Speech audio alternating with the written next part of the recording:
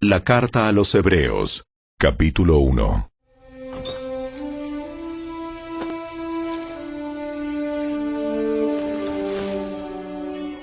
Hace mucho tiempo, Dios habló muchas veces y de diversas maneras a nuestros antepasados por medio de los profetas. Y ahora, en estos últimos días, nos ha hablado por medio de su Hijo. Dios le prometió todo al Hijo como herencia, y mediante el Hijo creó el universo. El Hijo irradia la gloria de Dios, y expresa el carácter mismo de Dios y sostiene todo con el gran poder de su palabra. Después de habernos limpiado de nuestros pecados, se sentó en el lugar de honor, a la derecha del majestuoso Dios en el cielo. Esto demuestra que el Hijo es muy superior a los ángeles, así como el nombre que Dios le dio es superior al nombre de ellos. Pues Dios nunca le dijo a ningún ángel lo que le dijo a Jesús. Tú eres mi Hijo. Hoy he llegado a ser tu Padre. Dios también dijo, yo seré su Padre, y él será mi Hijo. Además, cuando trajo a su Hijo Supremo al mundo, Dios dijo, que lo adoren todos los ángeles de Dios. Pero con respecto a los ángeles, Dios dice, Él envía a sus ángeles como los vientos, y a sus sirvientes como llamas de fuego.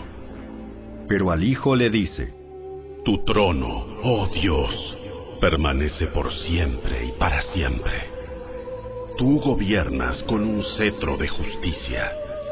Amas la justicia y odias la maldad. Por eso, oh Dios, tu Dios te ha ungido derramando el aceite de alegría sobre ti más que sobre cualquier otro.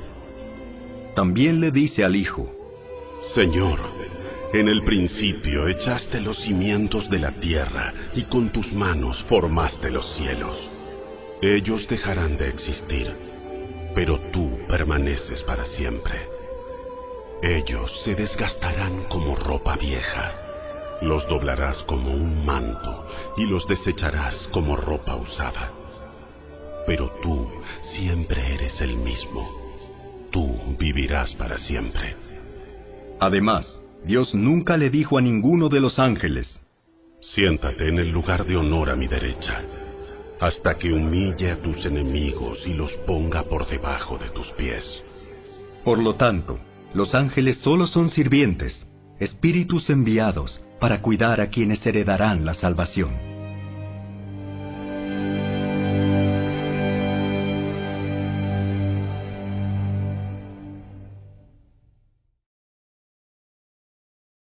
Capítulo 2.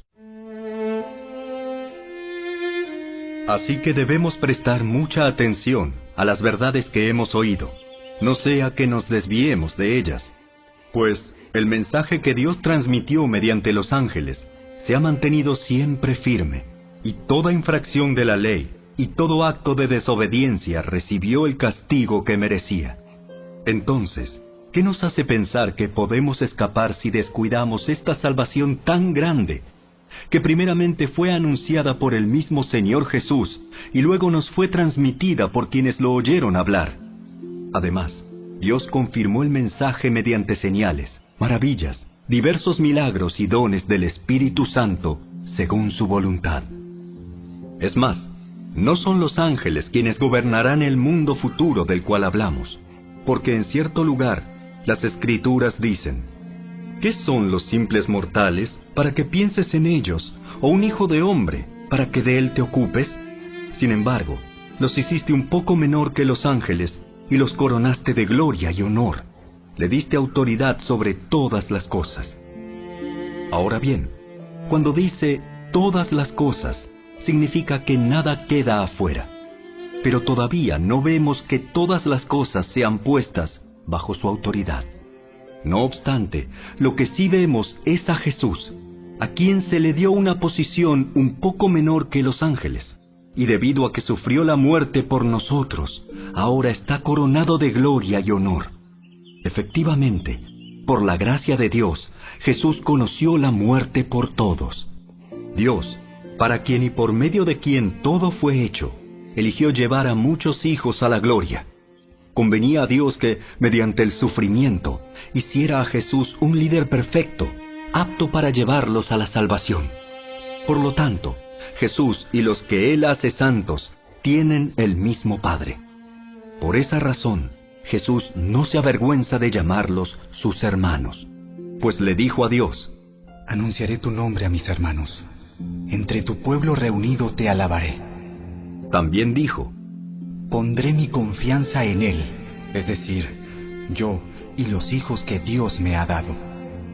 Debido a que los hijos de Dios son seres humanos, hechos de carne y sangre, el Hijo también se hizo de carne y sangre. Pues sólo como ser humano podía morir, y sólo mediante la muerte podía quebrantar el poder del diablo, quien tenía el poder sobre la muerte. Únicamente de esa manera el Hijo podía libertar a todos los que vivían esclavizados por temor a la muerte.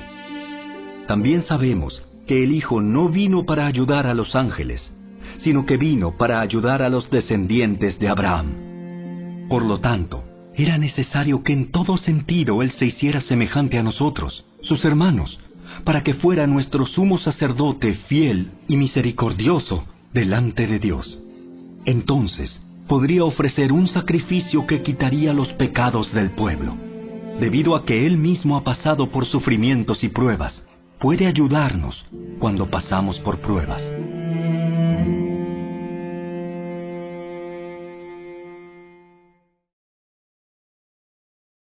Capítulo 3.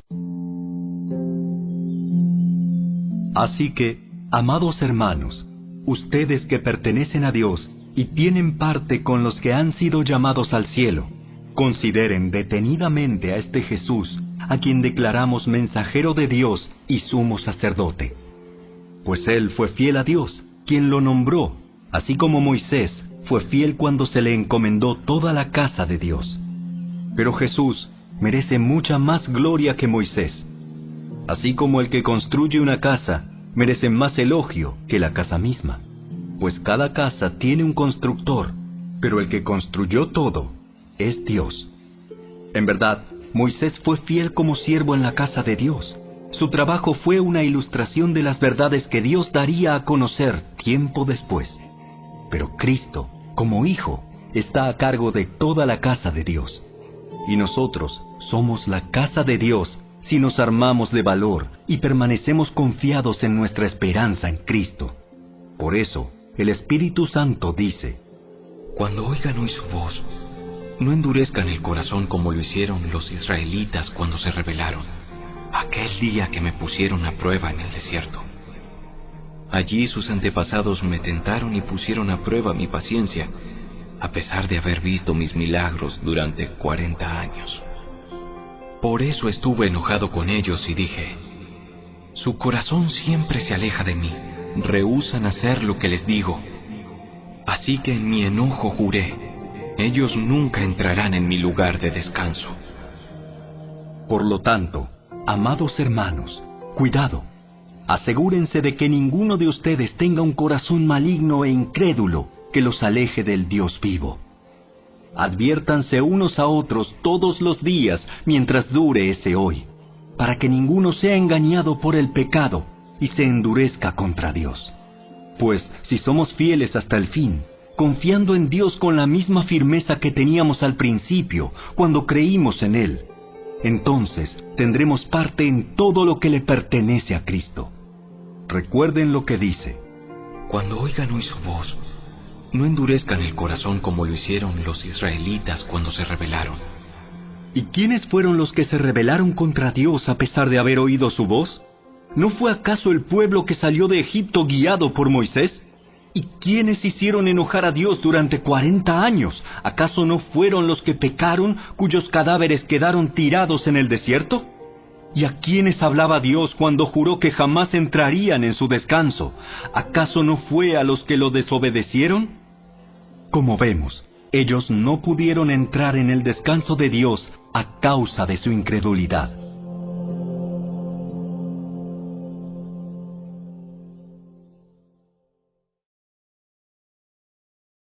Capítulo 4. Todavía sigue vigente la promesa que hizo Dios de entrar en su descanso. Por lo tanto, debemos temblar de miedo ante la idea de que alguno de ustedes no llegue a alcanzarlo. Pues esta buena noticia del descanso que Dios ha preparado se nos ha anunciado tanto a ellos como a nosotros. Pero a ellos no les sirvió de nada porque no tuvieron la fe de los que escucharon a Dios. Pues solo los que creemos podemos entrar en su descanso. En cuanto a los demás, Dios dijo: En mi enojo juré, ellos nunca entrarán en mi lugar de descanso. Si bien ese descanso está preparado desde que Él hizo el mundo, sabemos que está preparado debido al pasaje en las Escrituras que menciona el séptimo día. Cuando llegó el séptimo día, Dios descansó de toda su labor. Pero en el otro pasaje Dios dijo: ellos nunca entrarán en mi lugar de descanso. Así que el descanso de Dios está disponible para que la gente entre, pero los primeros en oír esta buena noticia no entraron porque desobedecieron a Dios. Entonces Dios fijó otro tiempo para entrar en su descanso, y ese tiempo es hoy. Lo anunció mucho más tarde por medio de David, en las palabras que ya se han citado: cuando oigan hoy su voz, no endurezcan el corazón. Ahora bien, si Josué hubiera logrado darles ese descanso, Dios no habría hablado de otro día de descanso aún por venir. Así que todavía hay un descanso especial en espera para el pueblo de Dios. Pues todos los que han entrado en el descanso de Dios han descansado de su trabajo, tal como Dios descansó del suyo después de crear el mundo. Entonces, hagamos todo lo posible por entrar en ese descanso. Pero si desobedecemos a Dios como lo hizo el pueblo de Israel, caeremos. Pues la palabra de Dios es viva y poderosa. Es más cortante que cualquier espada de dos filos. Penetra entre el alma y el espíritu, entre la articulación y la médula del hueso. Deja al descubierto nuestros pensamientos y deseos más íntimos. No hay nada en toda la creación que esté oculto a Dios. Todo está desnudo y expuesto ante sus ojos, y es a Él a quien rendimos cuentas. Por lo tanto, ya que tenemos un gran sumo sacerdote que entró en el cielo, Jesús, el Hijo de Dios, aferrémonos a lo que creemos. Nuestro sumo sacerdote comprende nuestras debilidades, porque enfrentó todas y cada una de las pruebas que enfrentamos nosotros. Sin embargo, Él nunca pecó. Así que acerquémonos con toda confianza al trono de la gracia de nuestro Dios. Allí recibiremos su misericordia y encontraremos la gracia que nos ayudará cuando más la necesitemos.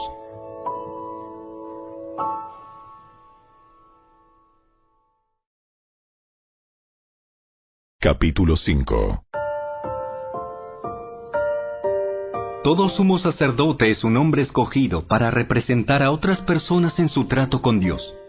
Él presenta a Dios las ofrendas de esas personas y ofrece sacrificios por los pecados.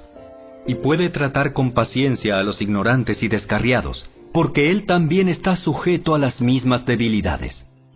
Por esa razón, debe ofrecer sacrificios tanto por sus propios pecados como por los del pueblo. Y nadie puede llegar a ser sumo sacerdote solo porque desee tener ese honor. Tiene que ser llamado por Dios para ese trabajo, como sucedió con Aarón. Por eso, Cristo no se honró a sí mismo haciéndose sumo sacerdote, sino que fue elegido por Dios, quien le dijo: Tú eres mi hijo. Hoy he llegado a ser tu padre. Y en otro pasaje, Dios le dijo: Tú eres sacerdote para siempre, según el orden de Melquisedec. Mientras estuvo aquí en la tierra, Jesús ofreció oraciones y súplicas con gran clamor y lágrimas al que podía rescatarlo de la muerte. Y Dios oyó sus oraciones por la gran reverencia que Jesús le tenía. Aunque era hijo de Dios, Jesús aprendió obediencia por las cosas que sufrió. De ese modo, Dios lo hizo apto para ser el sumo sacerdote perfecto, y Jesús llegó a ser la fuente de salvación eterna para todos los que le obedecen. Y Dios lo designó sumo sacerdote según el orden de Melquisedec. Nos gustaría decir mucho más sobre este tema, pero es difícil de explicar, sobre todo porque ustedes son torpes espiritualmente y tal parece que no escuchan. Hace tanto que son creyentes que ya deberían estar enseñando a otros. En cambio, necesitan que alguien vuelva a enseñarles las cosas básicas de la palabra de Dios. Son como niños pequeños que necesitan leche y no pueden comer alimento sólido, pues el que se alimenta de leche sigue siendo bebé y no sabe cómo hacer lo correcto. El alimento sólido es para los que son maduros, los que a fuerza de práctica están capacitados para distinguir entre lo bueno y lo malo.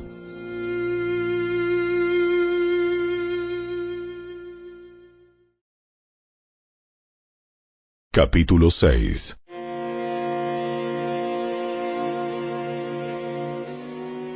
Así que dejemos de repasar una y otra vez las enseñanzas elementales acerca de Cristo. Por el contrario, sigamos adelante hasta llegar a ser maduros en nuestro entendimiento. No puede ser que tengamos que comenzar de nuevo con los importantes cimientos acerca del arrepentimiento de las malas acciones y de tener fe en Dios. Ustedes tampoco necesitan más enseñanza acerca de los bautismos, la imposición de manos, la resurrección de los muertos y el juicio eterno.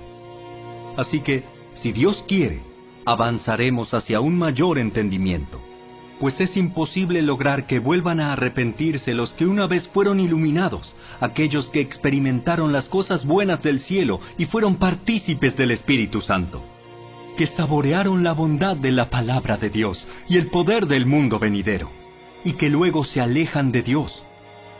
Es imposible lograr que esas personas vuelvan a arrepentirse. Al rechazar al Hijo de Dios, ellos mismos lo clavan otra vez en la cruz y lo exponen a la vergüenza pública. Cuando la tierra se empapa de la lluvia que cae y produce una buena cosecha para el agricultor, recibe la bendición de Dios. En cambio, el campo que produce espinos y cardos no sirve para nada. El agricultor no tardará en maldecirlo y quemarlo. Queridos amigos, aunque hablamos de este modo, no creemos que esto se aplica a ustedes. Estamos convencidos de que ustedes están destinados para cosas mejores, las cuales vienen con la salvación. Pues Dios no es injusto. No olvidará con cuánto esfuerzo han trabajado para Él y cómo han demostrado su amor por Él, sirviendo a otros creyentes como todavía lo hacen.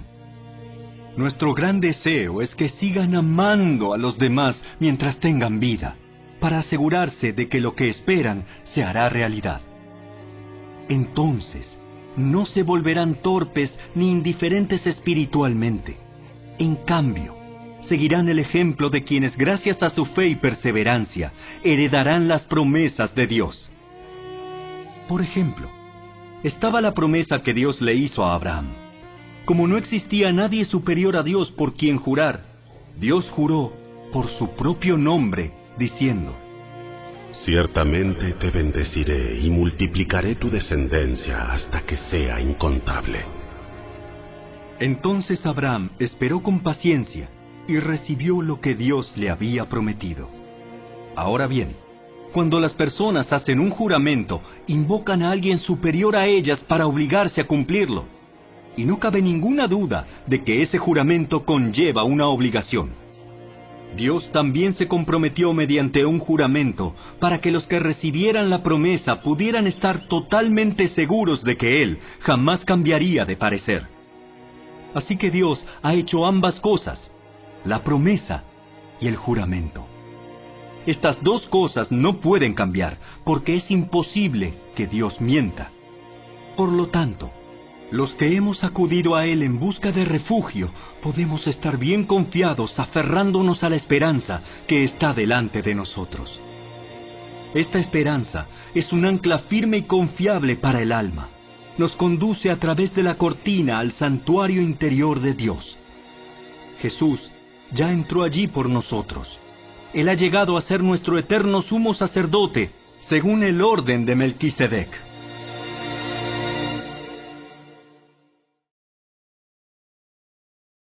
Capítulo 7.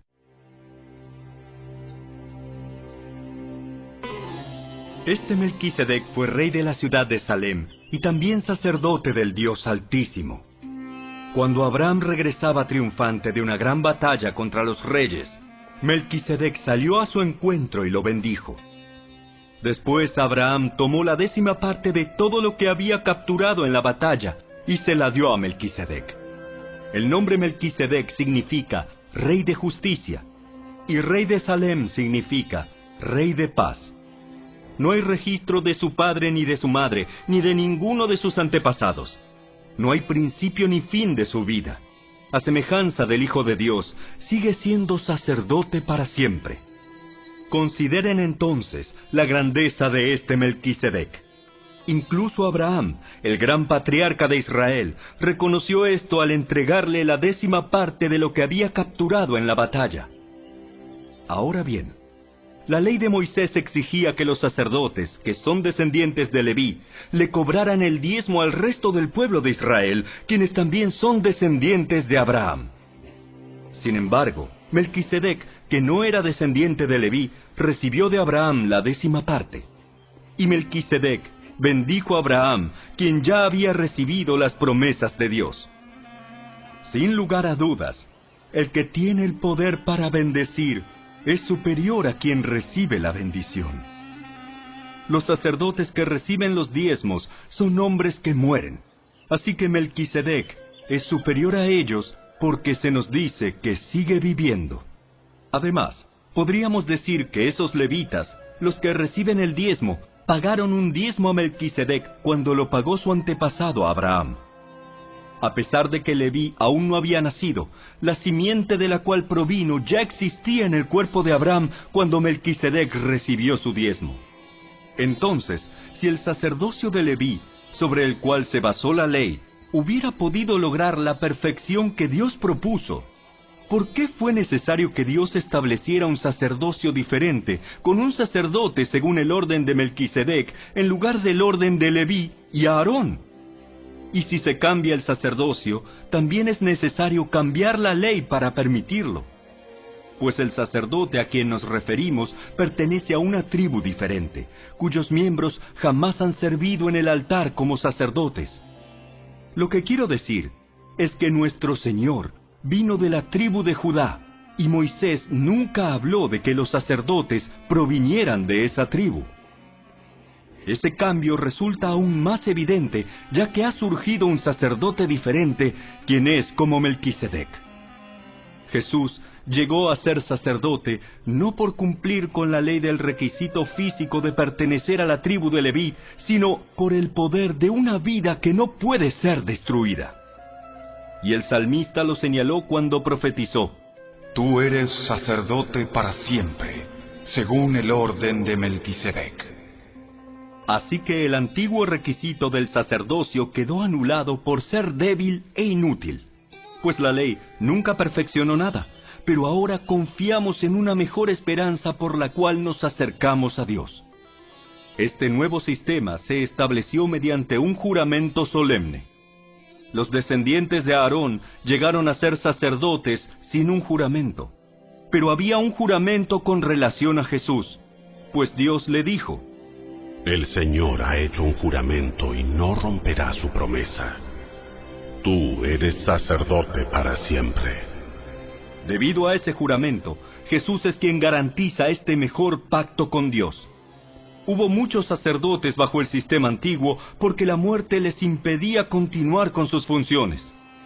Pero dado que Jesús vive para siempre, su sacerdocio dura para siempre. Por eso puede salvar, una vez y para siempre, a los que vienen a Dios por medio de Él, quien vive para siempre a fin de interceder con Dios a favor de ellos. Él es la clase de sumo sacerdote que necesitamos, porque es santo y no tiene culpa ni mancha de pecado.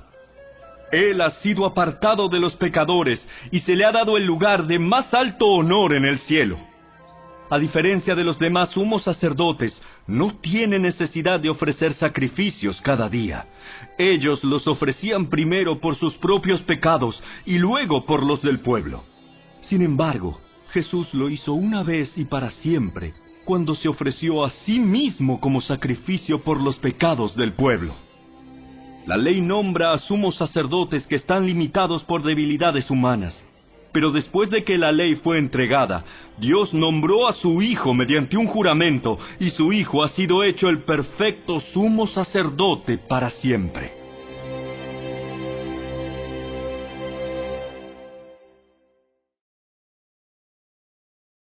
Capítulo 8. El punto principal es el siguiente. Tenemos un sumo sacerdote quien se sentó en el lugar de honor, a la derecha del trono del Dios majestuoso en el cielo. Allí sirve como ministro en el tabernáculo del cielo, el verdadero lugar de adoración construido por el Señor y no por manos humanas. Ya que es deber de todo sumo sacerdote presentar ofrendas y sacrificios, nuestro sumo sacerdote también tiene que presentar una ofrenda. Si estuviera aquí en la tierra, ni siquiera sería sacerdote, porque ya hay sacerdotes que presentan las ofrendas que exige la ley. Ellos sirven dentro de un sistema de adoración que es solo una copia, una sombra del verdadero que está en el cielo. Pues cuando Moisés estaba por construir el tabernáculo, Dios le advirtió lo siguiente: asegúrate de hacer todo según el modelo que te mostré aquí en la montaña. Pero ahora a Jesús, nuestro sumo sacerdote, se le ha dado un ministerio que es muy superior al sacerdocio antiguo, porque Él es mediador a nuestro favor de un mejor pacto con Dios basado en promesas mejores. Si el primer pacto no hubiera tenido defectos, no habría sido necesario reemplazarlo con un segundo pacto. Pero cuando Dios encontró defectos en el pueblo, dijo: se acerca el día en que haré un nuevo pacto con el pueblo de Israel y de Judá.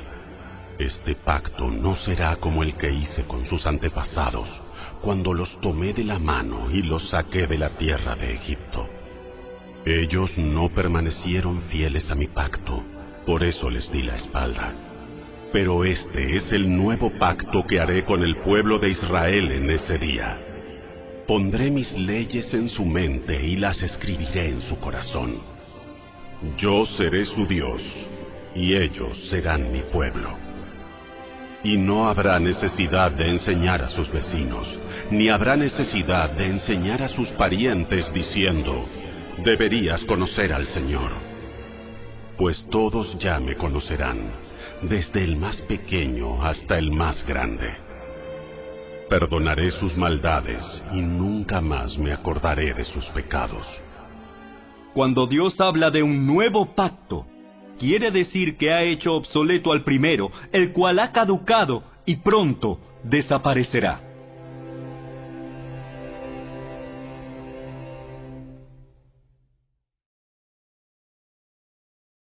Capítulo 9. Ese primer pacto entre Dios e Israel incluía ordenanzas para la adoración y un lugar de culto aquí, en la tierra. Ese tabernáculo estaba formado por 2 salas. En la primera sala había un candelabro, una mesa y los panes consagrados sobre ella. Esta sala se llamaba Lugar Santo. Luego había una cortina detrás de la cual se encontraba la segunda sala, llamada Lugar Santísimo. En esa sala había un altar de oro para el incienso y un cofre de madera conocido como el Arca del Pacto, el cual estaba totalmente cubierto de oro. Dentro del arca había un recipiente de oro que contenía el maná, la vara de Aarón a la que le habían salido hojas y las tablas del pacto que eran de piedra. Por encima del arca estaban los querubines de la gloria divina, cuyas alas se extendían sobre la tapa del arca, es decir, el lugar de la expiación. Pero ahora no podemos explicar estas cosas en detalle. Cuando estos elementos estaban en su lugar, los sacerdotes entraban con regularidad en la primera sala durante el cumplimiento de sus deberes religiosos. Pero solo el sumo sacerdote entraba en el lugar santísimo y lo hacía una sola vez al año. Y siempre ofrecía sangre por sus propios pecados y por los pecados que el pueblo cometía por ignorancia. Mediante esas ordenanzas, el Espíritu Santo daba a entender que la entrada al lugar santísimo no estaba abierta a todos, en tanto siguiera en pie el tabernáculo y el sistema que representaba. Esta es una ilustración que apunta al tiempo presente. pues las ofrendas y los sacrificios que ofrecen los sacerdotes no pueden limpiar la conciencia de las personas que los traen. Pues ese sistema antiguo solo consiste en alimentos, bebidas y diversas ceremonias de purificación, es decir, ordenanzas externas que permanecieron vigentes solo hasta que se estableció un sistema mejor. Entonces Cristo ahora ha llegado a ser el sumo sacerdote por sobre todas las cosas buenas que han venido. Él entró en ese tabernáculo superior y más perfecto que está en el cielo, el cual no fue hecho por manos humanas ni forma parte del mundo creado. Con su propia sangre, no con la sangre de cabras ni de becerros, entró en el lugar santísimo una sola vez y para siempre, y aseguró nuestra redención eterna. Bajo el sistema antiguo, la sangre de cabras y toros y las cenizas de una novilla podían limpiar el cuerpo de las personas que estaban ceremonialmente impuras. Imagínense cuánto más la sangre de Cristo nos purificará la conciencia de acciones pecaminosas para que adoremos al Dios viviente. Pues por el poder del Espíritu Eterno, Cristo se ofreció a sí mismo a Dios como sacrificio perfecto por nuestros pecados. Por eso Él es el mediador de un nuevo pacto entre Dios y la gente, para que todos los que son llamados puedan recibir la herencia eterna que Dios les ha prometido. Pues Cristo murió para librarlos del castigo por los pecados que habían cometido bajo ese primer pacto. Ahora bien, cuando alguien deja un testamento, es necesario comprobar que la persona que lo hizo ha muerto. El testamento solo entra en vigencia después de la muerte de la persona. Mientras viva el que lo hizo, el testamento no puede entrar en vigencia. Por eso, aún el primer pacto fue puesto en vigencia con la sangre de un animal. Pues después de que Moisés había leído cada uno de los mandamientos de Dios a todo el pueblo, tomó la sangre de los becerros y las cabras junto con agua y roció tanto el libro de la ley de Dios como a todo el pueblo con ramas de hisopo y lana de color escarlata. Entonces dijo: Esta sangre confirma el pacto que Dios ha hecho con ustedes. De la misma manera, roció con la sangre el tabernáculo y todo lo que se usaba para adorar a Dios. De hecho, según la ley de Moisés, casi todo se purificaba con sangre, porque sin derramamiento de sangre no hay perdón. Por esa razón, el tabernáculo y todo lo que en él había, que eran copias de las cosas del cielo, debían ser purificados mediante la sangre de animales. Pero las cosas verdaderas del cielo debían ser purificadas mediante sacrificios superiores a la sangre de animales. Pues Cristo no entró en un lugar santo hecho por manos humanas, que era solo una copia del verdadero que está en el cielo. Él entró en el cielo mismo para presentarse ahora delante de Dios a favor de nosotros. Y no entró en el cielo para ofrecerse a sí mismo una y otra vez, como lo hace el sumo sacerdote aquí en la tierra, que entra en el lugar santísimo año tras año con la sangre de un animal. Si eso hubiera sido necesario, Cristo tendría que haber sufrido la muerte una y otra vez desde el principio del mundo. Pero ahora, en el fin de los tiempos, Cristo se presentó una sola vez y para siempre, para quitar el pecado mediante su propia muerte en sacrificio. Y así como cada persona está destinada a morir una sola vez y después vendrá el juicio, así también Cristo fue ofrecido una sola vez y para siempre, a fin de quitar los pecados de muchas personas. Cristo vendrá otra vez, no para ocuparse de nuestros pecados, sino para traer salvación a todos los que esperan con anhelo su venida.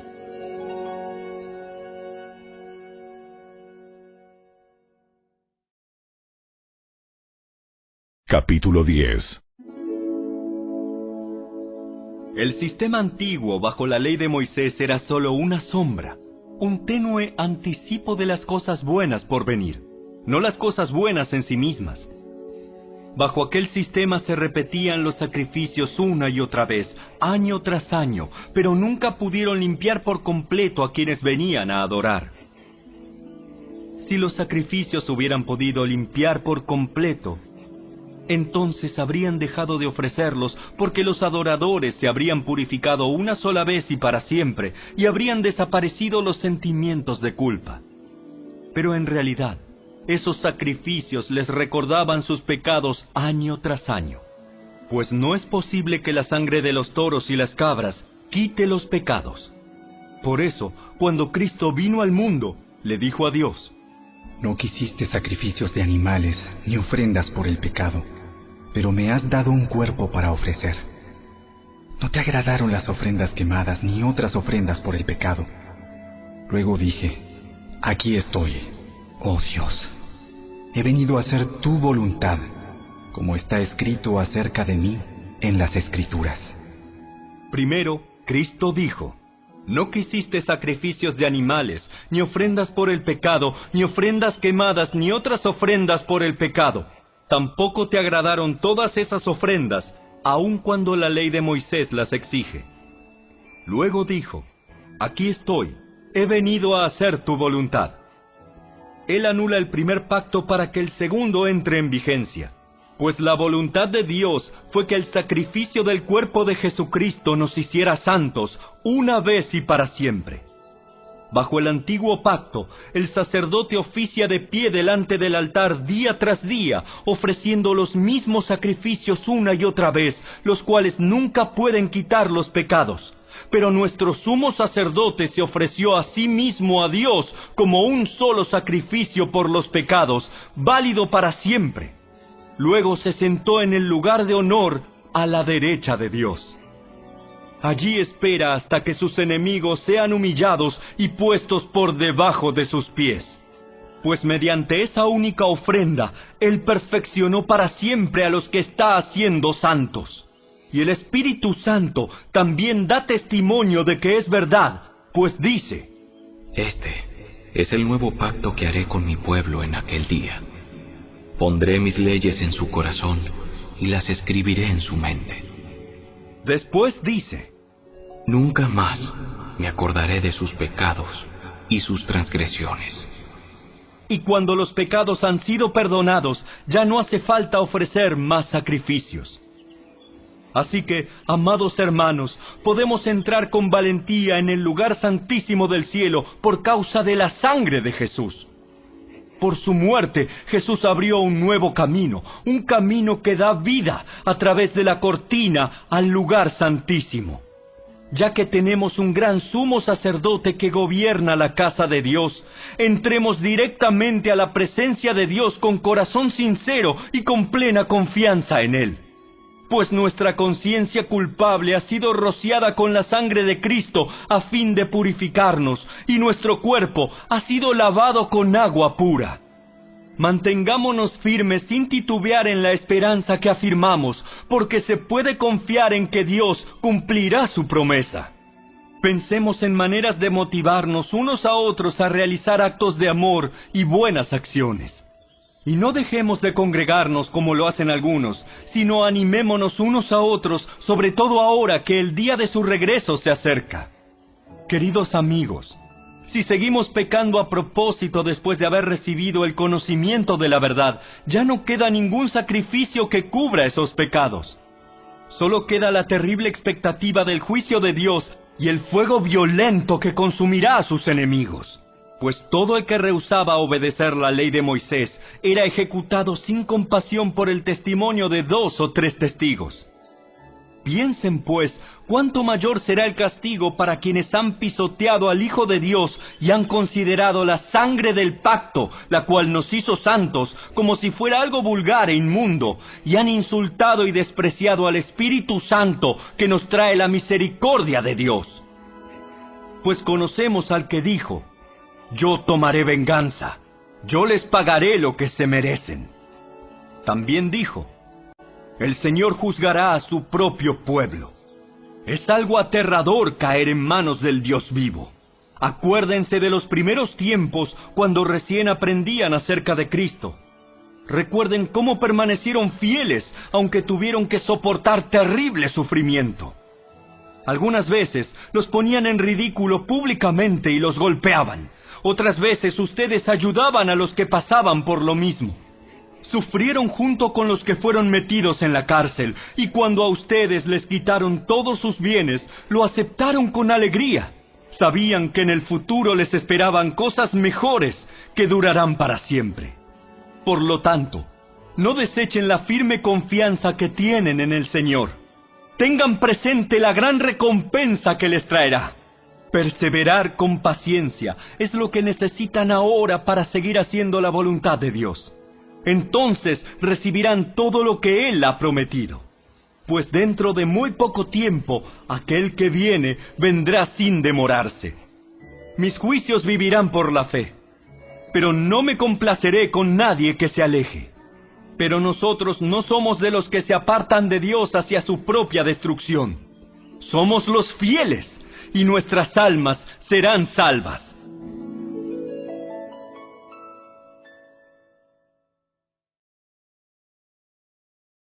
Capítulo 11.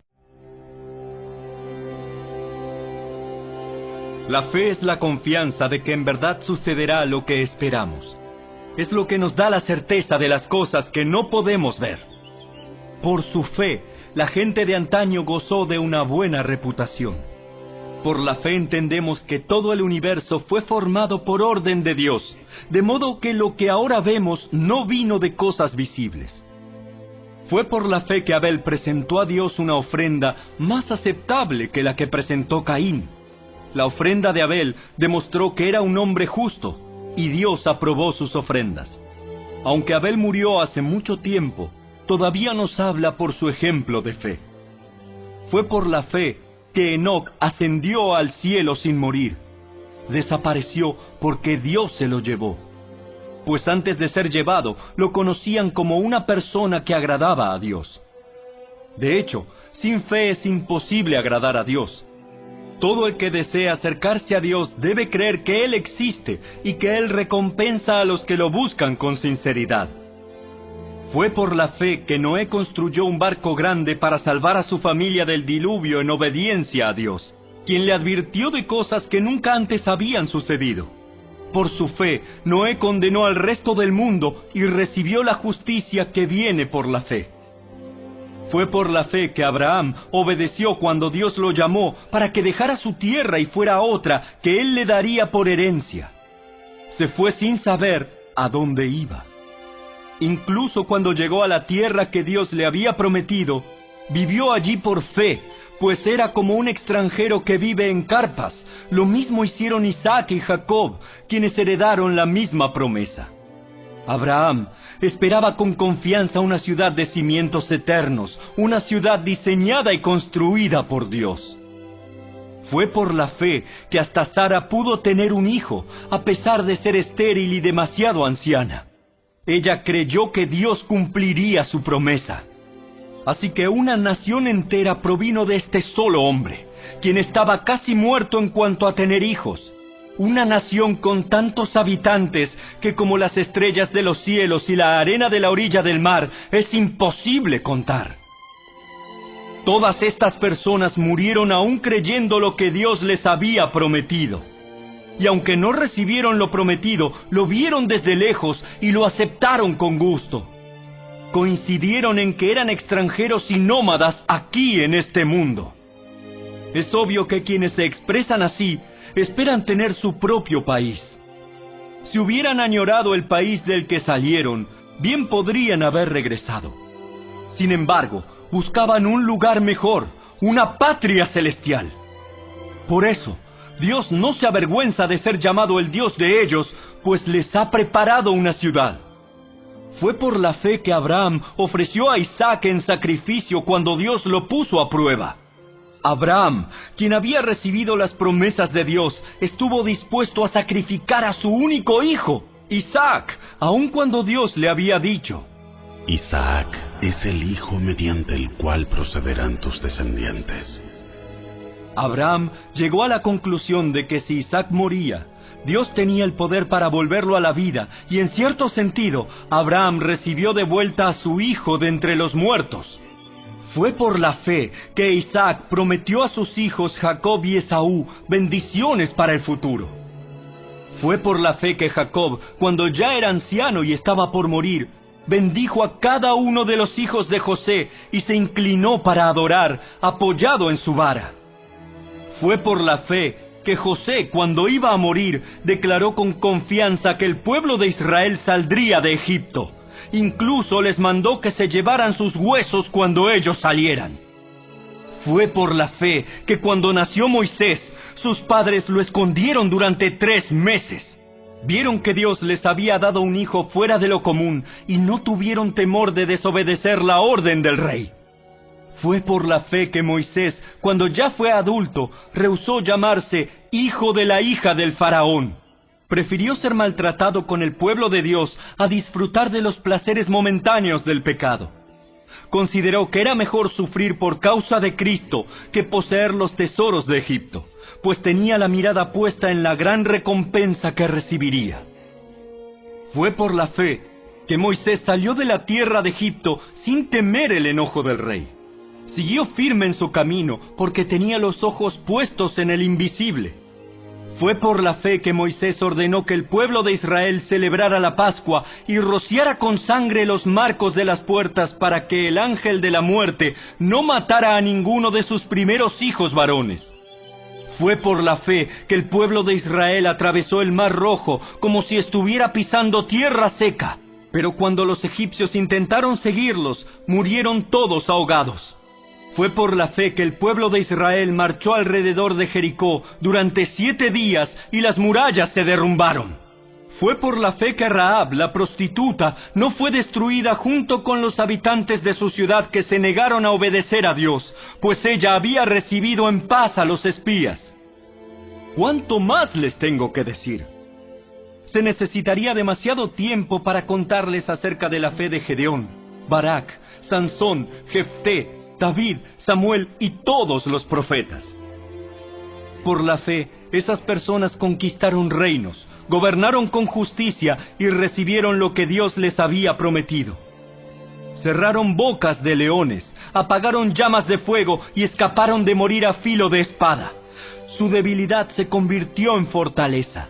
Llegaron a ser poderosos en batalla e hicieron huir a ejércitos enteros. Hubo mujeres que recibieron otra vez con vida a sus seres queridos que habían muerto. Sin embargo, otros fueron torturados porque rechazaron negar a Dios a cambio de la libertad. Ellos pusieron su esperanza en una vida mejor que viene después de la resurrección. Algunos fueron ridiculizados y sus espaldas fueron laceradas con látigos. Otros fueron encadenados en prisiones. Algunos murieron apedreados. A otros los cortaron por la mitad con una sierra y a otros los mataron a espada. Algunos anduvieron vestidos con pieles de ovejas y cabras, desposeídos y oprimidos y maltratados. Este mundo no era digno de ellos. Vagaron por desiertos y montañas, se escondieron en cuevas y hoyos de la tierra. Debido a su fe, todas esas personas gozaron de una buena reputación, aunque ninguno recibió todo lo que Dios le había prometido. Pues Dios tenía preparado algo mejor para nosotros, de modo que ellos no llegaran a la perfección sin nosotros.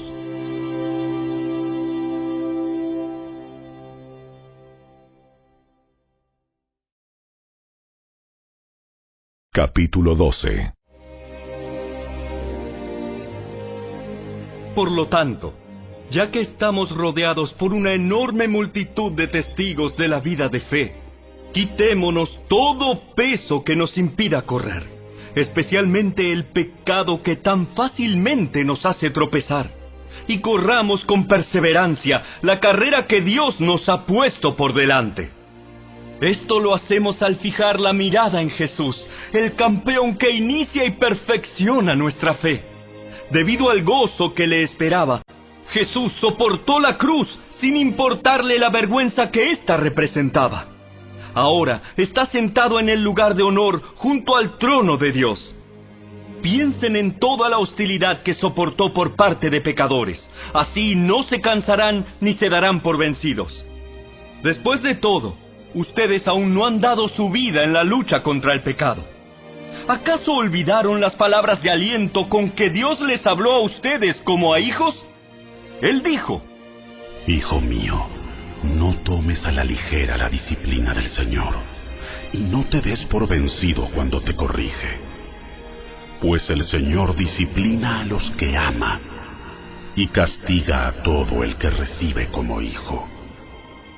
Al soportar esta disciplina divina, recuerden que Dios los trata como a sus propios hijos. ¿Acaso alguien oyó hablar de un hijo que nunca fue disciplinado por su padre? Si Dios no los disciplina a ustedes como lo hace con todos sus hijos, quiere decir que ustedes no son verdaderamente sus hijos, sino ilegítimos. Ya que respetábamos a nuestros padres terrenales que nos disciplinaban, entonces, ¿acaso no deberíamos someternos aún más a la disciplina del Padre de nuestro espíritu y así vivir para siempre? Pues nuestros padres terrenales nos disciplinaron durante algunos años e hicieron lo mejor que pudieron. Pero la disciplina de Dios siempre es buena para nosotros, a fin de que participemos de su santidad. Ninguna disciplina resulta agradable a la hora de recibirla.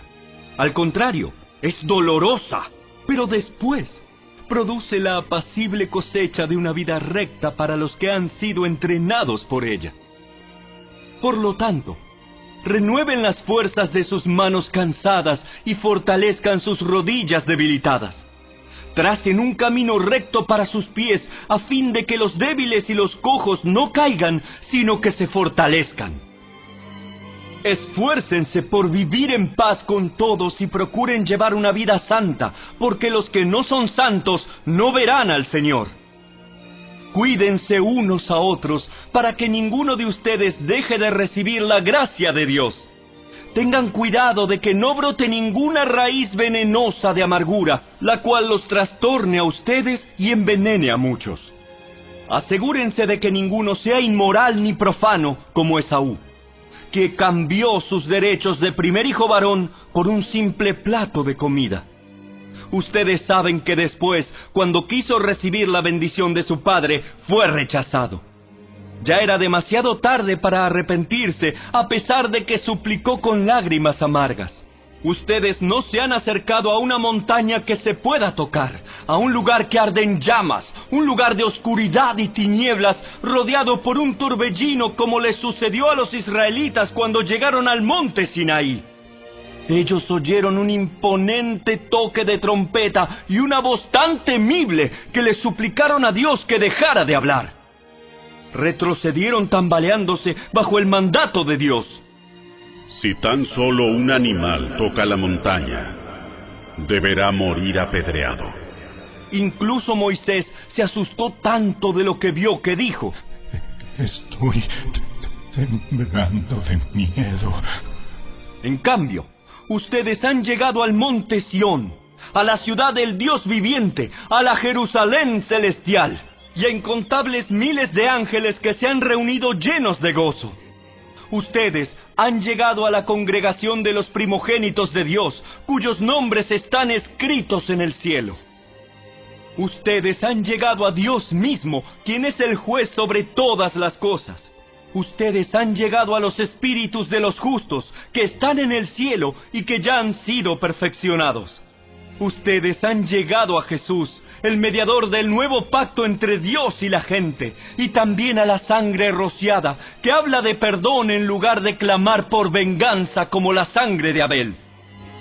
Tengan cuidado de no negarse a escuchar a aquel que habla, pues si el pueblo de Israel no escapó cuando se negó a escuchar a Moisés, el mensajero terrenal, ciertamente nosotros tampoco escaparemos si rechazamos a aquel que nos habla desde el cielo.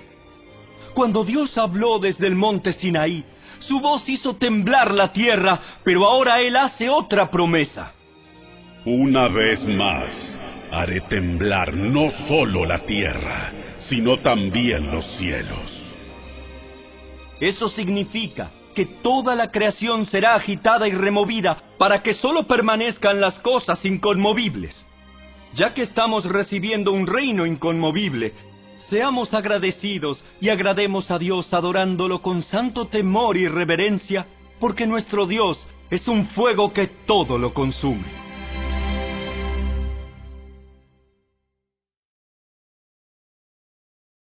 Capítulo 13. Sigan amándose unos a otros como hermanos. No se olviden de brindar hospitalidad a los desconocidos, porque algunos que lo han hecho han hospedado ángeles sin darse cuenta. Acuérdense de aquellos que están en prisión como si ustedes mismos estuvieran allí. Acuérdense también de los que son maltratados como si ustedes mismos sintieran en carne propia el dolor de ellos. Honren el matrimonio, y los casados manténganse fieles el uno al otro. Con toda seguridad, Dios juzgará a los que cometen inmoralidades sexuales y a los que cometen adulterio. No amen el dinero, estén contentos con lo que tienen, pues Dios ha dicho: nunca te fallaré, jamás te abandonaré. Así que podemos decir con toda confianza: el Señor es quien me ayuda, por tanto no temeré. ¿Qué me puede hacer un simple mortal? Acuérdense de los líderes que les enseñaron la palabra de Dios. Piensen en todo lo bueno que haya resultado de su vida y sigan el ejemplo de su fe. Jesucristo es el mismo ayer, hoy y siempre. Así que no se dejen cautivar por ideas nuevas y extrañas. Su fortaleza espiritual proviene de la gracia de Dios y no depende de reglas sobre los alimentos que de nada sirven a quienes las siguen. Tenemos un altar del cual los sacerdotes del tabernáculo no tienen derecho a comer.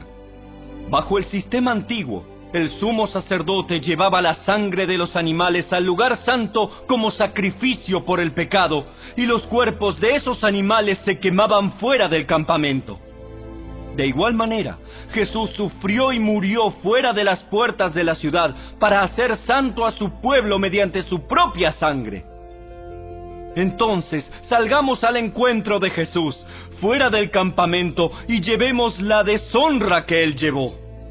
Pues este mundo no es nuestro hogar permanente. Esperamos el hogar futuro. Por lo tanto, por medio de Jesús, ofrezcamos un sacrificio continuo de alabanza a Dios, mediante el cual proclamamos nuestra lealtad a su nombre. Y no se olviden de hacer el bien, ni de compartir lo que tienen con quienes pasan necesidad. Estos son los sacrificios que le agradan a Dios. Obedezcan a sus líderes espirituales y hagan lo que ellos dicen.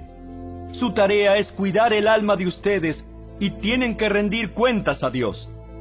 Denles motivos para que la hagan con alegría y no con dolor. Esto último ciertamente no los beneficiará a ustedes. Oren por nosotros, pues tenemos la conciencia limpia y deseamos comportarnos con integridad en todo lo que hacemos. Y oren especialmente para que pueda regresar a verlos pronto. Y ahora que el Dios de paz, quien levantó de entre los muertos a nuestro Señor Jesús, el gran pastor de las ovejas, y que ratificó un pacto eterno con su sangre, los capacite con todo lo que necesiten para hacer su voluntad. Que Él produzca en ustedes, mediante el poder de Jesucristo, todo lo bueno que a Él le agrada. A Él sea toda la gloria por siempre y para siempre. Amén. Les ruego, amados hermanos, que hagan caso a lo que les escribí en esta breve exhortación. Quiero que sepan que nuestro hermano Timoteo ya salió de la cárcel.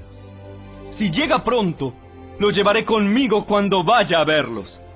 Saluden a todos los líderes y a todos los creyentes que están allí. Los creyentes de Italia les envían sus saludos. Que la gracia de Dios sea con todos ustedes.